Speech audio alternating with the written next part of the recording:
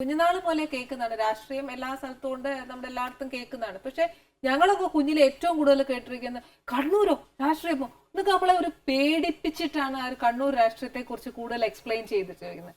ട്രിവാൻഡ്രത്തെ അല്ല, ആലപ്പുഴ അല്ല, ഒന്നുമല്ല. പക്ഷെ ഒരു പ്രത്യേക രീതിയിലാണ് കണ്ണൂരോ അയ്യോ വേണ്ട അങ്ങനെയൊക്കെ പേടിപ്പിച്ചിട്ട്. അതെന്താ അങ്ങനെ? അല്ല, അതിന്റെ ഒരു കാരണം ഈ ഒരു തരത്തിൽ പറഞ്ഞാൽ വയലൻസ് ഏറ്റവും കൂടുതൽ നടക്കുന്നുണ്ട് എന്നുള്ളതൊരു വസ്തുവാണ്.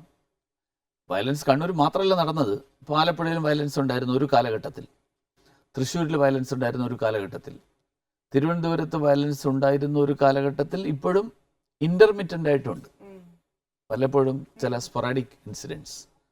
പക്ഷേ ഒരു തുടർച്ചയായിട്ട് സംഘർഷം അത് കണ്ണൂർ ജില്ലയിൽ മാത്രമേ ഉള്ളൂ. അതിൻ്റെ ഒരു കാരണം കണ്ണൂർ ജില്ല മാർക്സിസ്റ്റ് പാർട്ടിയുടെ ഒരു വലിയ ശക്തി കേന്ദ്രമാണ്.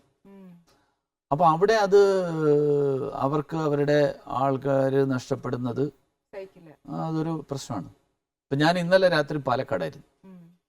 പാലക്കാട് കിഴക്കഞ്ചേരി പഞ്ചായത്ത് കേരളത്തിൽ പൊതുവെ അറിയപ്പെടുന്നത്, ഞാൻ അവിടെ ഇതിനു മുമ്പും ധാരാളം തവണ പോയിട്ടുള്ളത്, ശോഭ ഗ്രൂപ്പിലെ PNC മേനോൻ്റെ അദ്ദേഹത്തിൻ്റെ ജന്മസ്ഥലമാണ്. അദ്ദേഹം നടത്തുന്ന സമൂഹ വിവാഹത്തിൽ പങ്കെടുക്കാൻ ഞാൻ നിരവധി തവണ അവിടെ പോയിട്ടുണ്ട്.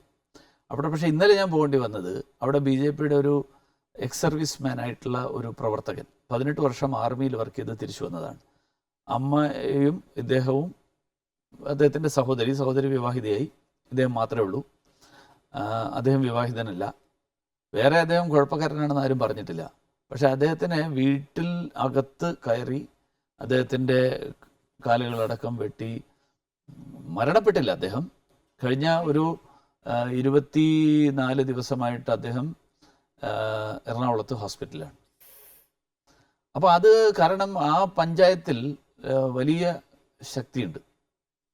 അപ്പോൾ ആ ശക്തിയുള്ള സ്ഥലത്ത് വേറൊരു പാർട്ടിയുടെ ആൾക്കാർ ചെല്ലുന്നതും അവിടെ പ്രവർത്തനം തുടങ്ങുന്നതും അതിലേക്ക് അവരുടെ പാർട്ടിയിൽ നിന്ന് ആൾക്കാർ വരുന്നതും ഒക്കെ ഒരു അവർക്ക് ഉൾക്കൊള്ളാൻ കഴിയാത്ത ഒരു സാർ, എനിക്കത് മനസ്സിലാക്കാം ഒരു പരിധി വരെ. പക്ഷെ ഇപ്പൊ ഈ ഒരാൾ ഭരിച്ചുകൊണ്ടിരിക്കുന്ന സ്ഥലത്ത് ഒരാൾ കയറി വരിക, അപ്പൊ ആ ഒരു പാർട്ടിനെ ഇല്ലാതാക്കുന്ന ഈ ഒരു വയലൻസിൽ കൂടെ മാത്രമേ സാധിക്കുകയുള്ളൂ. അതിന്റെ അത് വാസ്തവത്തിൽ അങ്ങനെ ഉണ്ടാവാൻ പാടില്ല. അതെ, ശരിക്കും ഉണ്ടാവേണ്ടത്, ഉദാഹരണത്തിന് അഭിപ്രായ വ്യത്യാസം നാച്ചുറലാണ്. അഭിപ്രായ വ്യത്യാസം ആർക്കും എല്ലാവരും ഒരേ അഭിപ്രായക്കാരാവണമെന്നില്ലല്ലോ. ഈവൻ എൻ്റെ അഭിപ്രായത്തോട് ആനി യോജിക്കണമെന്നില്ല. പക്ഷെ അഭിപ്രായ വ്യത്യാസമുള്ള ആളുകളെ ശത്രുവായിട്ട് കാണുന്നതും അഭിപ്രായ വ്യത്യാസമുള്ള ആളുകളെ ഇല്ലാതാക്കണം എന്ന് വിചാരിക്കുന്നതും അത് ആണ് തെറ്റ്. സർ, ഇപ്പൊ പുറത്ത് നമ്മുടെ മലയാളികൾ പലതാന്നൊക്കെ പറഞ്ഞപ്പോ അതിനകത്ത് ഒരു കാര്യം എന്നോട് എനിക്ക് ചോദിക്കണമെന്നുണ്ടായിരുന്നേ. സർ, ചിലപ്പോൾ ഞാൻ ചോദിക്കുന്ന മണ്ടത്തരായിരിക്കും, പൊട്ടത്തരായിരിക്കും, എന്നാണേലും എൻ്റെ ഒരു സംശയം മാത്രമേ ഉള്ളേ. ഇപ്പൊ നമ്മുടെ മോദിജി സർ പറഞ്ഞിരുന്നു, ഇപ്പൊ നമുക്ക് പുറത്ത് എന്താ റെക്കോർഡിക്കലി തെളിവില്ലാത്ത നമ്മുടെ ഇന്ത്യക്കാർ തന്നെ കുറെ പല ബാങ്കുകളിലേക്ക് റെക്കോർഡിക്കലി തെളിവില്ലാതെ കുറെ പൈസ ഇൻവെസ്റ്റ് ചെയ്തിട്ടുണ്ട്. അപ്പൊ നമുക്കത് തിരിച്ച് കിട്ടുവാന്നുവെങ്കിൽ ഓരോ ഇന്ത്യക്കാർക്കും 15 ലക്ഷം വെച്ച് കിട്ടുമായിരിക്കാം എന്ന് അദ്ദേഹം പറഞ്ഞിരുന്നു. പക്ഷെ അത് ഇതുവരെ ക്ലാരിഫൈ ആവുന്നില്ല. എന്നാ അദ്ദേഹം പറഞ്ഞേ? അല്ല, അതില് കുറെ കൺഫ്യൂഷൻ ഉണ്ടാക്കാൻ ചില ആൾക്കാർ ശ്രമിക്കുന്നുണ്ട്. അദ്ദേഹം വാസ്തവത്തിൽ പറഞ്ഞതെന്ന് വെച്ച് കഴിഞ്ഞാൽ, നമ്മുടെ അൺഅക്കൗണ്ടഡ് ആയിട്ട് ഇന്ത്യക്കാര് ഫോറിൻ ബാങ്കുകളിൽ നിക്ഷേപിച്ചതായിട്ട് കരുതപ്പെടുന്ന എമൗണ്ട്, ആ എമൗണ്ട് നമുക്ക് തിരിച്ച് എത്തിയാണെങ്കിൽ നമുക്ക് ഓരോരുത്തർക്കും 15 ലക്ഷം വരെ കിട്ടും. ഇത് തിരിച്ചു വരും, തിരിച്ചു വന്നിട്ട് എല്ലാവർക്കും അവരുടെ അക്കൗണ്ടിൽ ഇട്ട് തരുന്നല്ല, ഈക്വാലന്റ് ടു 15 lakhs, അതിന് തുല്യമായിട്ടുള്ളതാണ് അവിടെ ഉള്ളത്. എന്ന് പറഞ്ഞാൽ 15 lakhs into 120 crores, ഇതാണത്. ഇത് വന്നിട്ട് എല്ലാവർക്കും 15 ലക്ഷം ഇട്ട് തരും എന്നുള്ള ഇതാണ് ഇപ്പോൾ വരുന്ന ക്യാമ്പയിൻ പ്രചരിപ്പിക്കുന്നത്. ഇപ്പോൾ കഴിഞ്ഞ ദിവസം ആരോ RTIയിൽ വിവരാവകാശത്തിൽ ഒരു അപേക്ഷ കൊടുത്തു. ഇങ്ങനെ പ്രധാനമന്ത്രി പറഞ്ഞിരുന്നു, അത് എപ്പോഴാണ് കിട്ടുക എന്നൊക്കെ ചോദിച്ചിട്ട്.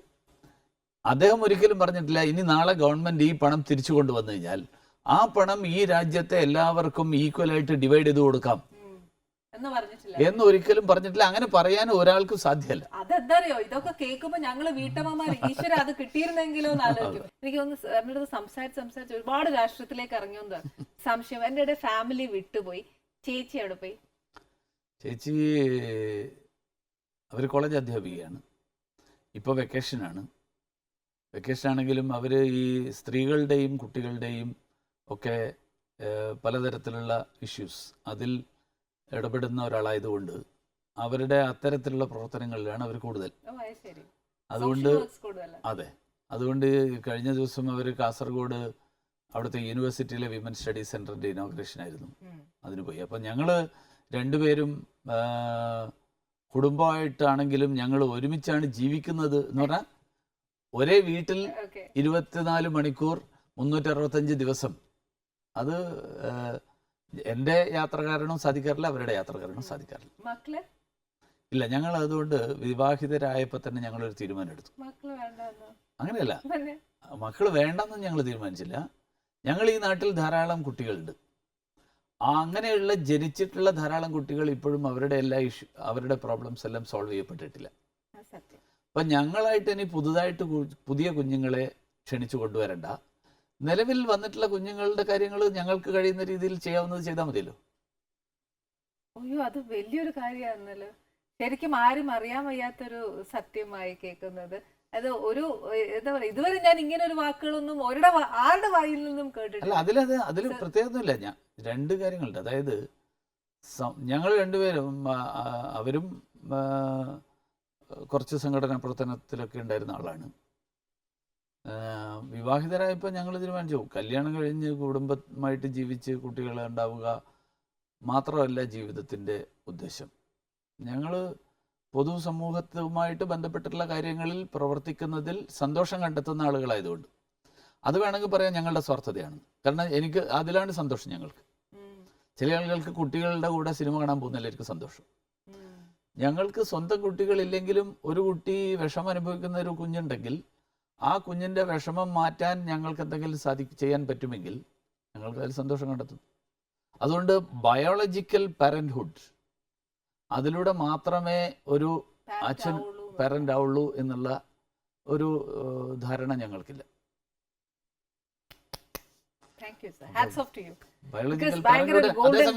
ഞങ്ങൾ പാരന്റ്ഹുഡ് ഞങ്ങൾ അനുഭവിക്കുന്നുണ്ട്. കാരണം അവർ പഠിപ്പിക്കുന്ന കോളേജിലുള്ള ചില കുട്ടികൾ അല്ലാതെ സമൂഹത്തിൽ വിഷമനുഭവിക്കുന്ന ധാരാളം കുടുംബങ്ങളും കുഞ്ഞുങ്ങളുണ്ട്. അതിലേതെങ്കിലും ഒരു കുട്ടിക്ക് നല്ല വിദ്യാഭ്യാസം കിട്ടാൻ, ഏതെങ്കിലും ഒരു കുട്ടിക്ക് ആ കുട്ടിയുടെ അഡോളസെന്റ് പ്രോബ്ലംസ് സോൾവ് ചെയ്യാൻ, ഇതിനൊക്കെ ഞങ്ങൾ രണ്ടുപേരുടെയും പ്രവർത്തനം കൊണ്ട് സാധിക്കുമെങ്കിൽ അതാണ്. ഒരാളെയും കൂടി കൊണ്ടുവന്നിട്ട് ഒരാൾ അവിടെ കഷ്ടപ്പെടും, ഇവിടെ ഒരാൾ നന്നായിട്ട് ജീവിക്കുമായിരിക്കും. ഞങ്ങൾ രണ്ടുപേരും നോക്കുന്നുണ്ട്. അതിന് പകരം നിലവിൽ വന്നിട്ടുള്ള ഒരാളുടെ കാര്യം ഞങ്ങൾ നോക്കും. ഇപ്പൊ ശരിക്കും പറഞ്ഞാൽ എന്റെ വീട്ടമ്മമാര് കുറെ പേര് പ്രോഗ്രാം കാണുന്നുണ്ട്. ശരിക്കും സാർ പറഞ്ഞത് കുറെ കുഞ്ഞുങ്ങളും കൂടെ അറിയുന്നുണ്ടാവും. അവരുടെ പ്രശ്നങ്ങൾ പരിഹരിക്കാൻ ആരുണ്ട് എന്നുള്ള രീതിയിൽ എത്രയോ കുഞ്ഞുങ്ങളുണ്ടല്ലോ സാർ പറയുന്ന പോലെ. ഇപ്പൊ ഈ അറിഞ്ഞു കഴിയുമ്പോ തന്നെ ആ കുഞ്ഞുങ്ങൾ കുറെ പേര് സാറിന്റെ അടുത്ത് വരും. തീർച്ചയായിട്ടും എനിക്ക് കഴിയുന്ന എന്റെ ലിമിറ്റേഷൻ, ഞാൻ അങ്ങനെ എല്ലാ പ്രോബ്ലംസും സോൾവ് ചെയ്യാന്നല്ല. എന്റെ പരിമിതിക്കകത്ത്, ഞങ്ങളുടെ പരിമിതിക്കകത്ത്, എന്റെ അല്ല ഞങ്ങളുടെ പരിമിതിക്കകത്ത് നിന്നുകൊണ്ട് ഞങ്ങൾക്ക് സാധിക്കാവുന്ന കാര്യങ്ങൾ ഞങ്ങളിപ്പോഴും ചെയ്തുകൊണ്ടിരിക്കുന്നുണ്ട്.